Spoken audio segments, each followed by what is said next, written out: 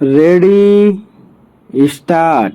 यह अच्छा हुआ कि चुनाव आयोग देश भर में मतदाता सूचियों के विशेष गहन पुनरीक्षण अर्थात SIR को लेकर न केवल प्रतिबद्ध है बल्कि उसने राज्यों के चुनाव अधिकारियों को यह निर्देश भी दे दिया कि वे 30 सितंबर तक इस प्रक्रिया के लिए तैयार रहें। माना जा रहा है कि चुनाव आयोग अक्टूबर के अंत अथवा नवंबर के प्रारंभ में देश भर में मतदाता सूचियों के सत्यापन का काम शुरू कर सकता है। यह कार्य होना ही चाहिए। एक तो इसलिए क्योंकि पिछली बार अधिकांश राज्यों में मतदाता सूचियों का सत्यापन 2002 और 2004 के बीच हुआ था। अच्छा यह होगा कि चुनाव आयोग एक निश्चित अंतराल के बाद मतदाता सूचियों के सत्यापन की प्रक्रिया नियमित रूप से पूरी करे। इसकी आवश्यकता इसलिए है क्योंकि अब एक बड़ी संख्या में लोग रोजगार व्यापार के सिलसिले में अपने मूल निवास स्थान से अन्यत्र चले जाते हैं। इसके अतिरिक्त यह भी किसी से छिपा नहीं कि अनेक स्थानों पर मृत लोगों के नाम मतदाता सूचियों में दर्ज बने रहते हैं।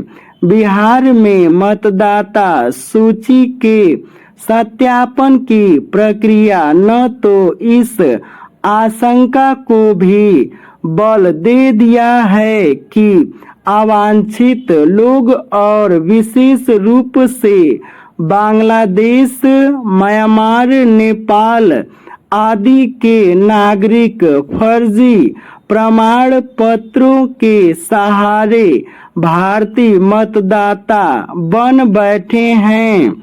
ऐसा बिल्कुल भी नहीं होना चाहिए। लेकिन सीमावर्ती राज्यों और विशेष रूप से पश्चिम बंगाल और पूर्वोत्तर में ऐसा होने की प्रबल आशंका है। इसकी भी अनदेखी नहीं की जा सकती कि बांग्लादेशी घुसपैठिए किस तरह देश के विभिन्न हिस्सों में जा बसे हैं। उन्होंने फर्जी दस्तावेजों से राशन कार्ड, आधार और उनके जरिए मतदाता पहचान पत्र भी हासिल कर लिए हैं। अब जब चुनाव आयोग देश भर में मतदाता सूचियों के विशेष गहन पुनरीक्षण की दिशा में अपने कदम बढ़ा रहा है तो उसे इसके लिए हर संभव प्रयत्न करने होंगे कि इस प्रक्रिया में किसी भी गड़बड़ी की गुंजाइश न रहे।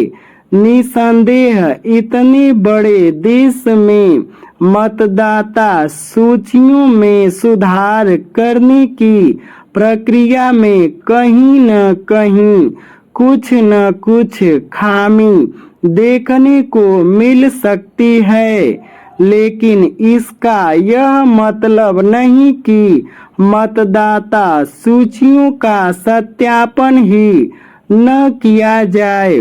दुर्भाग्य से विपक्षी दल यही चाहते हैं। उन्होंने बिहार में मतदाता सूचियों के सत्यापन की प्रक्रिया को लेकर जिस तरह आसमान सिर पर उठा लिया। उसे देखते हुए इसका अंदेशा है कि वे देशव्यापी यश पर भी हाय तौबा मचाएंगे। ऐसे में चुनाव आयोग को विपक्षी दलों के दुष्प्रचार की काट के लिए तैयार रहना होगा। इसकी भरी पूरी आशंका है कि बंगाल जैसे राज्यों में उसे दुष्प्रचार के साथ राज्य सरकारों के असहयोग का भी सामना करना पड़ सकता है।